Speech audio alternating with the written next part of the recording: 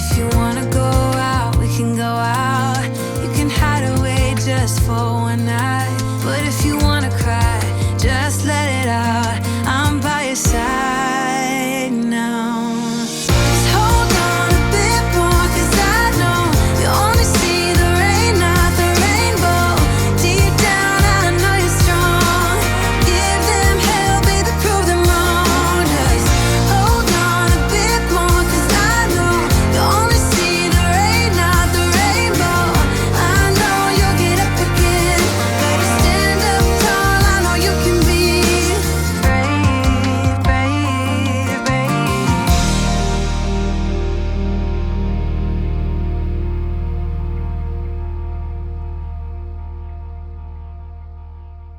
Yo mamen, magandang araw sa inyo. Kumusta kayong lahat? Sana ay okay kayong lahat ha. Ngayon nga pala ay nandito tayo sa favorite spot ko dito malapit sa Alitaptap Base Camp. Bali ayun yung Alitaptap Base Camp sa likod natin. Tapos dito tayo madalas pumapwesto at dito tayo tumatambay tuwing umaga habang nagkakape. Napakasarap kasing tumambay dito kasi ito agad ang makikita mo oras na tumingin ka sa paligid mo, di ba? Napakaganda, napakagaan sa pakiramdam.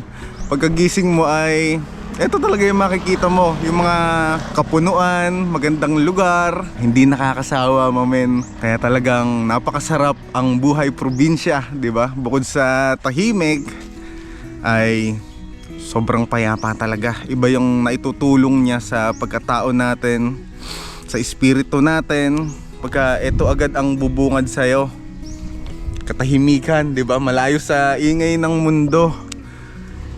Tapos sabayan natin ng mainit na kape. Hindi ko alam kung mainit pa to. Paano kanina pa to? Dala-dala natin. Tapos tumambay si Mamen dito. Tingin-tingin lang ako dito sa mga kapunuan sa paligid natin. Kayo rin siguro ay may mga favorite na spot sa bahay nyo o kaya sa ibang lugar na tiniternohan nyo ng mainit na kape. Si Mamen ay dito madalas si Mamen ting umaga. Kaya kung madadaan kayo dito pag umaga ay dito nyo ako makikita. Ayun si Storm sa likod natin. Diyan natin siya pinay para kitang-kita natin siya pag nandun tayo sa kubo. Pero lahat naman ng sasakyan ay dito nakapark. Siguro maghanap tayo ng magiging kaibigan dito. Tapos dito natin i-park yung mga sasakyan, di ba? Ayan, di ba? Umagang-umaga ay napakasarap salubungin ng nakangiti ka. Kaya kayo rin tuwing umaga ay simulan nyo ng masigla at nakangiti ang inyong buhay para magaan, di ba? Kahit na minsan ay may pinagdadaanan tayo sa buhay natin, ay natural yan. Kasama lang yan sa buhay ng isang tao. Lahat ng problema ay dinadaanan lang. Palitan natin ng panibagong paglaban. Ngitian lang natin lahat ng problema at huwag natin sukuan. Basta tuloy-tuloy lang at laban lang tayo. Di ba mamen? Kaya sa lahat ng mga may pinagdadaanan dyan, malalampasan natin to lahat. Sabay-sabay tayo. Into your eyes.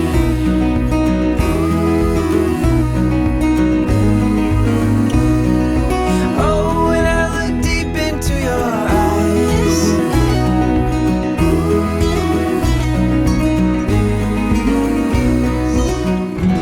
Morning! Yan, maglakad-lakad tayo dito. Hello po! Ano po? Sa garden nyo po. Ayan, may sinuturo si ate. May garden daw sila doon. Pwede nating silipin mamaya. Mag-ikot-ikot muna tayo. Hello ate! Sa garden natin. Ano pangalan mo ate? Ha? Ano pangalan mo? Elgin, Ate Elgin. Ate Elgin. Hello ate Elgin. Ang baho ko. Okay lang yan. Ako rin. Katatapos lang nagdilig. Ay, ako kaliligo ko lang. Pero okay lang yan. Si Ate Elgin. Ikaw ate, ano pangalan mo? Ruby po. Ate Ruby. Hello po. Hello po. Ako po si Yoma Men. Hi, hello. Ay, sarap kinakain mo. Saging na Sarap ilaw. naman yan. Oo, yan.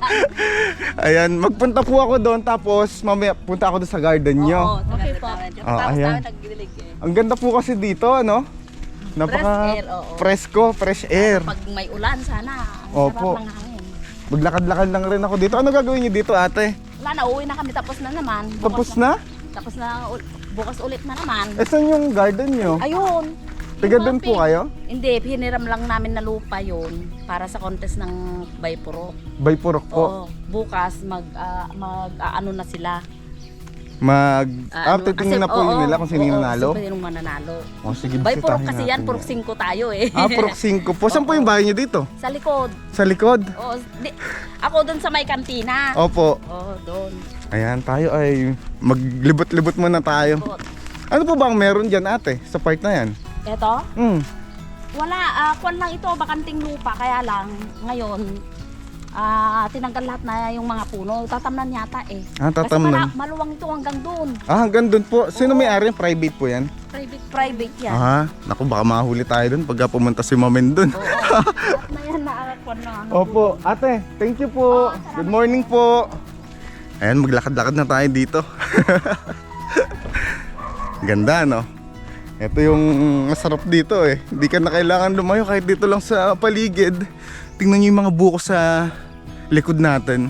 Mga nakapila sila dyan. Napakasarap tingnan nito pagka sa personal. Tara, samahan nyo si Mamen ha. Dyan lang muna kayo. Maglakad-lakad tayo dito. Kasi itong puno na to ay madalas nakikita namin mula dun sa malayo. Dun sa may Alitap-Tap Base Camp. Tapos naisip namin na paano kaya kung subukan natin na mag-camp dito sa gitna ng maisa na to. Kung papayagan tayo ng may-ari, pwedeng itry natin. Tapos lagay tayo ng tent dito. Ito papasilip ko sa inyo. Malamig din yung pwesto dito kasi may puno. Puro kapunuan yun nandito. Huwag lang tayo makakatapat ng may ahas kasi maisan to. Ito yung spot na sinasabi ko sa inyo. Napakaganda, di ba? Laki ng puno na to. Kaso medyo lumulubog yung lupa. Hindi ko alam kung paano magandang gawin kapag maglalatag tayo ng tent dito. Pero siguro hammock pwede dito. Awesome. Tara, maglakad-lakad muna tayo dito kung saan. Pero yan yung magandang puno nakikita natin doon sa malayo. Yan yung madalas kong tinitingnan pagka nakaupo ako doon sa pinagkakapehan natin kanina. Maglibot-libot lang tayo dito sa paligid dahil madalas ay nakikita natin to kaso hindi ko nilalapitan pa ng husto. Ngayon explore natin, di ba? Para hindi na tayo masyadong lumayo. Ganda.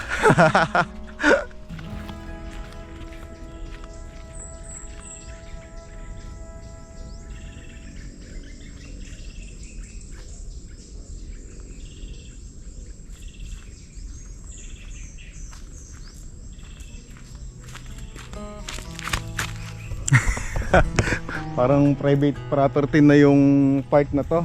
Medyo hindi tayo safe. Baka mamaya ay mapagalitan tayo pagka medyo pumunta pa tayo dun sa part na yon kasi parang may mga nakaharang na nabakal. Ibig sabihin ay bawal kang pumasok. Kaya dito na lang tayo magstay. Maganda pa rin naman mga nakikita natin dito, di ba? Ito. Anong tawag dito? Bamboo. Tama ba? Bamboo ba tawag dyan? Natatangan na si Mamen.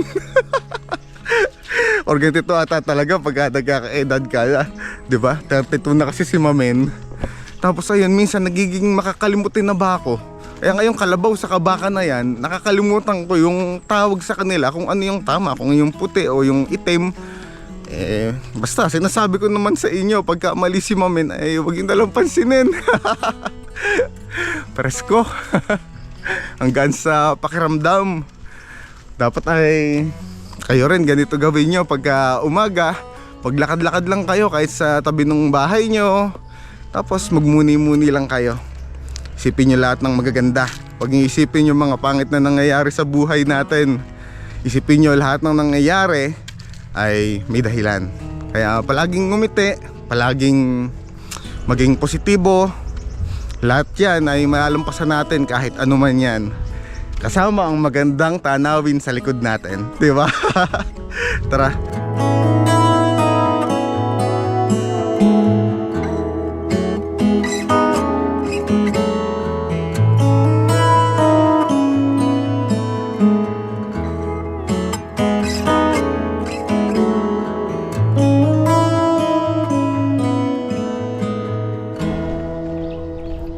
Ganda. Gandang araw kuya, pwede ako sumilip dito? Pwede? Ayan, Barangay Bagahabag pala, Purok 5 Plant Nursery. Bali ito po yung ano, yung sa kasali po dun sa event. Ganda Dahil nasa sai, iba yung nasa uno, iba yung nasa dos, iba yung nasa patro. Iba-iba po, bawat purok po magkakalaban ng garden. Okay kuya, silipin ko lang po to.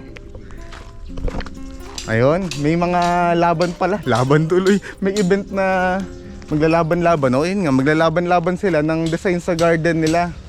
Iba-ibang kulay. Iba-ibang kulay din po. Ayun si tatay, lapitan natin si tatay. May ginagawa si tatay abalahin muna natin. Mahilig talaga si Mamen magsusuot kung saan-saan Buti na lang mababait yung mga taga dito. Taga dito kayo tatay? Ayun po tatay, magandang umaga po. Ayan, anong pangalan mo tatay? Pablo, si tatay Pablo. Ayan, paalam lang tayo, silipin natin yung garden. Ano ginagawa mo tatay? Yung pinagpaano ng gripo. Kasi nagpapasok kami ng mga gripo. Ano yung mga gripo po? Ayan, sige po. Punta lang ako dun tatay ha. Sige. Ayan, thank you tatay. Mati pinayagan tayo di tatay sumilip dito sa garden.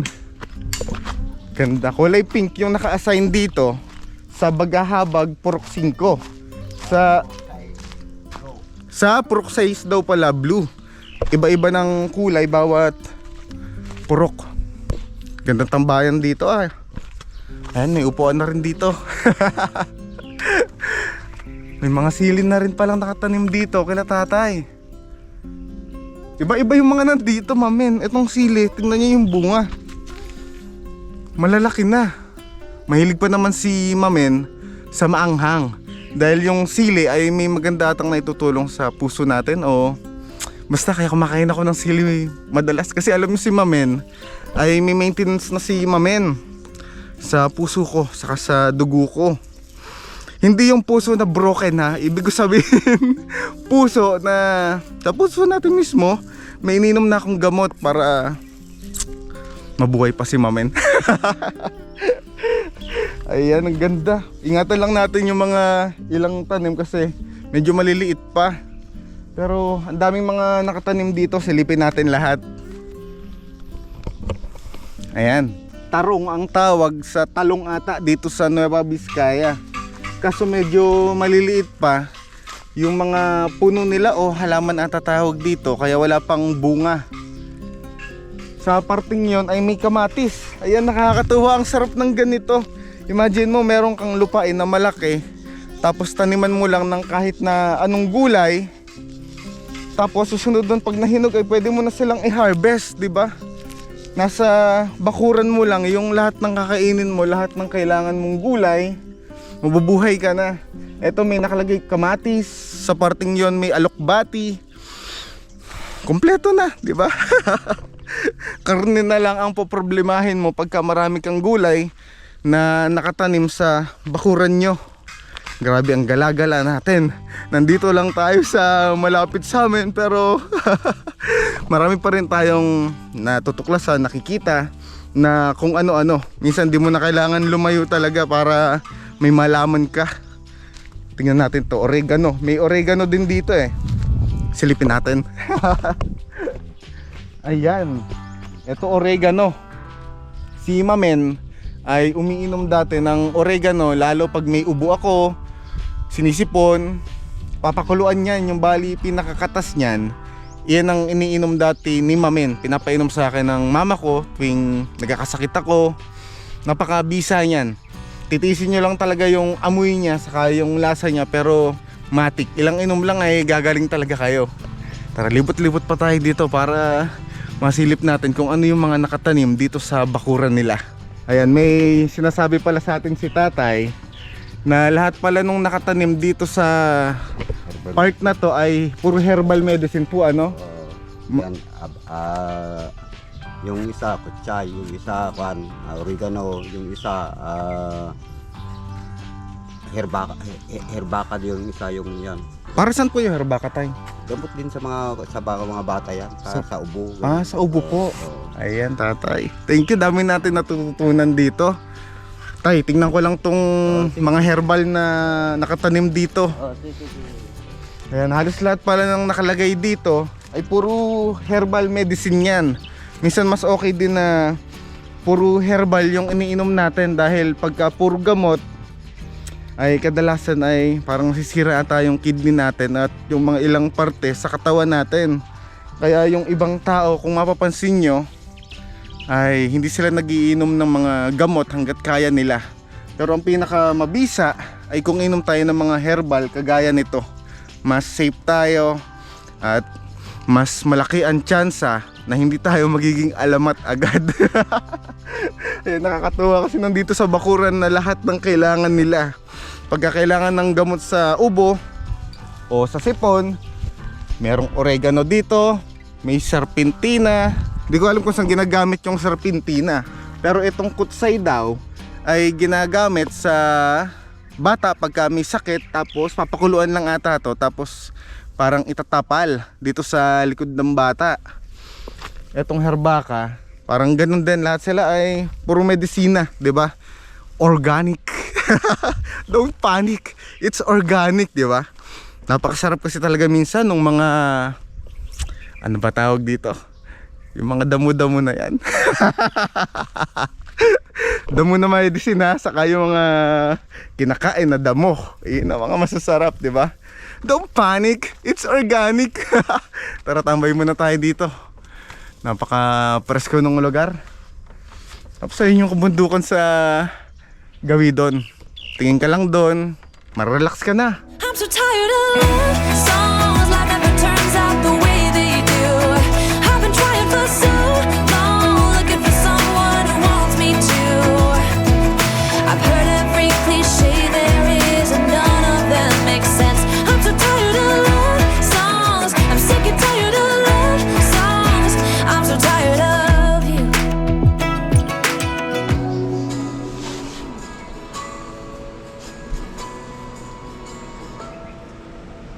Ngayong araw, press day ng ating foreman. Lupet. Kaya may chance na tayo. Lupet, parang lagi akong namamangha pag pinapanood ko si Kuya na nag-e-edit na kahit na magkasama kami dito palagi. Palagi akong namamangha. Parang mas lalo akong ginaganahan gawin yung mga ganitong bagay dahil sa kuya ko na si Kuya Boy V. Mas lalo akong parang napupush ako lalo pag nanonood ako sa kanya. Mas na-inspire ba tawag doon? Parang Pag ganon. nanghihina ka, every time na makikita mo ako, wala kang magagawa kundi tumayo at mag-vlog na ka ng mag-vlog. Kasi hahawaan kita palagi. Oo. Ayan. Siya kasi talaga ang ang 'di ba madalas sinasabi ko sa inyo, siya ang aking mentor talaga. Siya yung guide ko sa sinimulan natin na pagbibideo na to. Mas lalo ko ginaganahan. Then ng mga nakaraan kasi ay medyo may naiisip si Mamen kasi nung umuwi ako ng Malolos, may nagtanong ba sa akin? Sabi niya, ano ba napapala mo sa ginagawa mo? Sabi, masaya ka ba sa ginagawa mo? Ganon, ano napapala mo yan? Ano nangyayari sa ginagawa mong pag-video na yan? Tapos, pagdating ko dito sa Biskaya, parang mapapaisip ako kung ano na yung sumasagi sa isip ko. Medyo nagugulahan ako. Tutuloy ko pa ba to? Yung nasimulan ko. Pero sa tuwing makikita ko yung tao na to, ay napapaisip ako ng may dahilan kung bakit kailangan ituloy ko to. Dahil dito sa taong naniniwala sa akin, sa kakayanan ko, at dahil din sa inyo na mga naniniwala sa akin. Bakit ko nga ba isipin yung sasabihin o isipin ng ibang tao? Hindi naman ako na nabubuhay ngayon para i-impress pa sila. Correct. Nabubuhay ako ngayon para gawin na lang yung mga bagay na magpapasaya sa akin, sa amin. At masaya ako na dahil kasama ko na yung mga totoong tao sa paligid ko ngayon. Hindi man sila yung kadugo ko, pero sa kanila ko nararamdaman yung totoong pagmamahal at suporta na binibigay kayo, Mamen. Kaya maraming dahilan para sumuko, pero mas maraming dahilan para magpatuloy. dahil sa mga taong naniniwala kayo, mamen. At syempre dahil sa inyo yan. Kaya itutuloy natin to. Some say live and let live, you carry life to be free. Keep on no matter come what may. Some say misery loves a little good company. But what I need is to fly high away.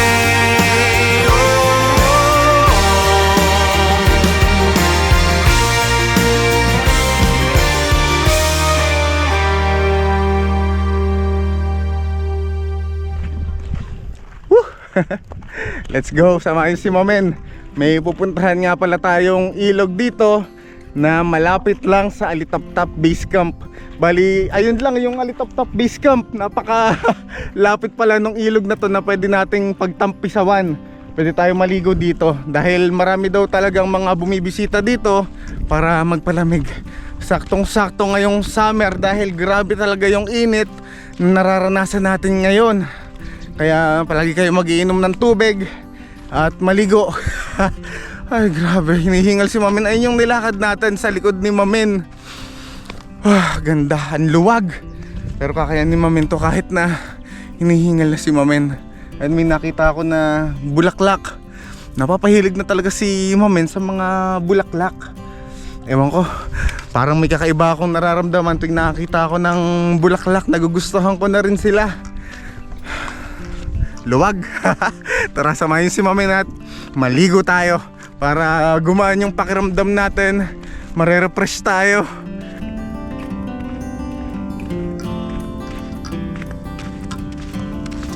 Let's go. Lakad, Mamen, ginusto mo yan ha. O ayan nga sinasabi ko sa inyo.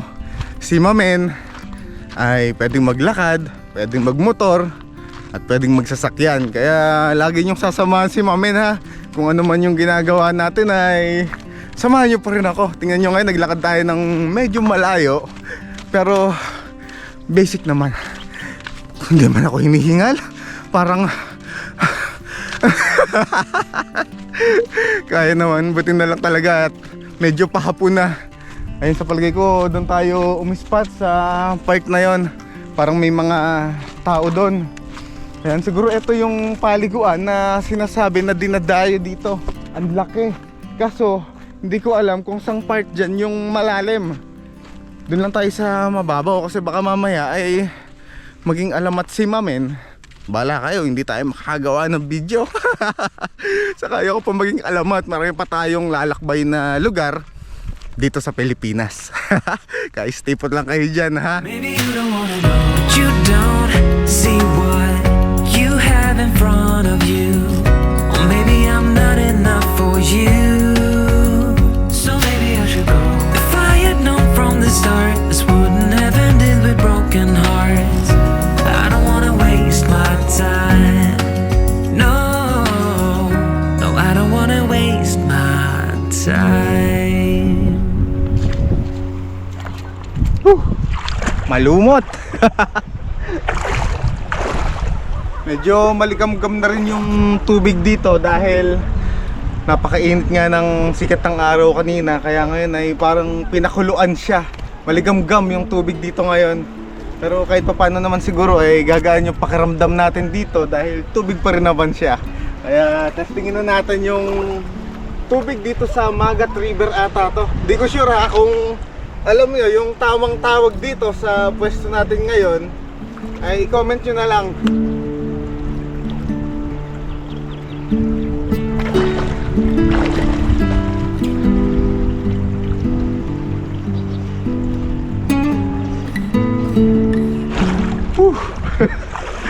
Malamig pala pagka lumublob ka dito sa tubig tapos bigla kang aahon.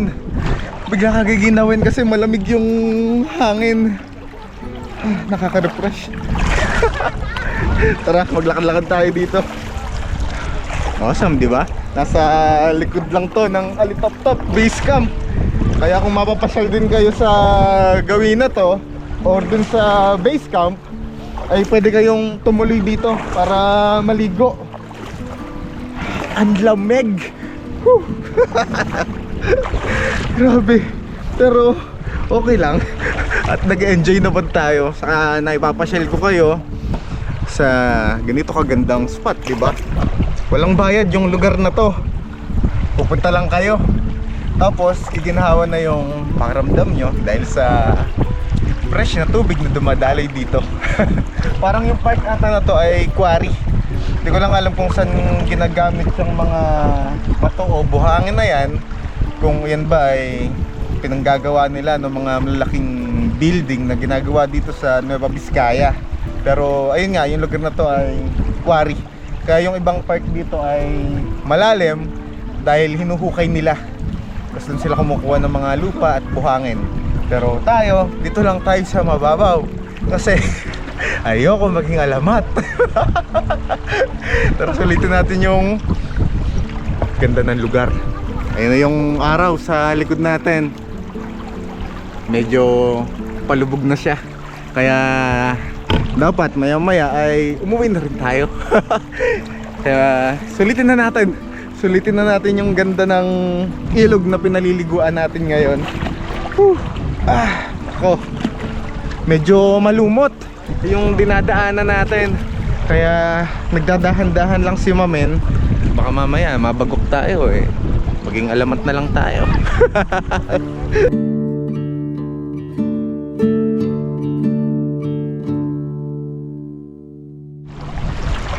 Solid ang spot natin ngayon. Imagine nyo, napakalapit lang pala nito sa tinutuluyan natin. Hindi namin napansin to. Meron palang magandang spot dito na malapit lang at pwede nating lakarin.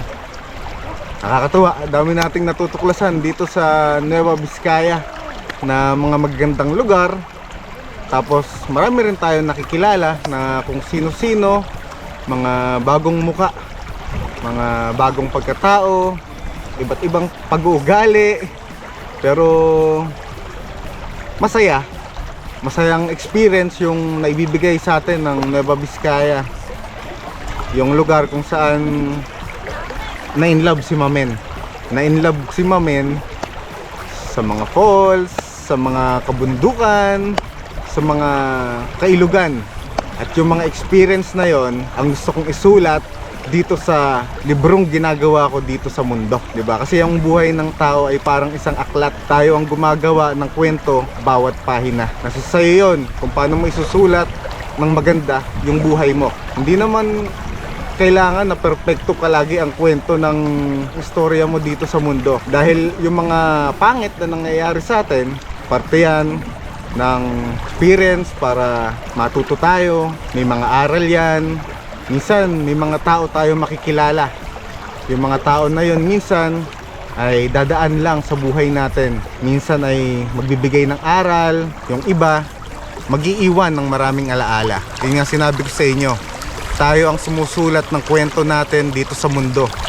Tayo ang writer at tayo ang director ng ginagawa nating istorya at libro dito.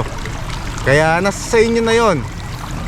Kung pipiliin mong maging maganda ang ending mo dito sa mundo o mas pipiliin mong maging pangit ang katapusan ng kwento mo dito sa mundo. Kaya mamili tayo ng maigi. Dahil minsan lang tayo mabubuhay dito sa mundo. Isang buhay lang ang binigay sa atin dito para masulit ang araw natin. Kaya wag nyo palampasin yung mga pagkakataon na dapat ay maging masaya kayo. Piliin nyo palagi ang maging mabuti, maging masaya, at makatulong sa ibang tao. Paano hanggang sa muli mga men, maraming salamat sa pagsama nyo sa biyahe natin ngayon, sa paglalakad natin ngayon. Marami pa tayong pupuntahan dito sa Nueva Vizcaya. Let's go, my men. I will make you believe.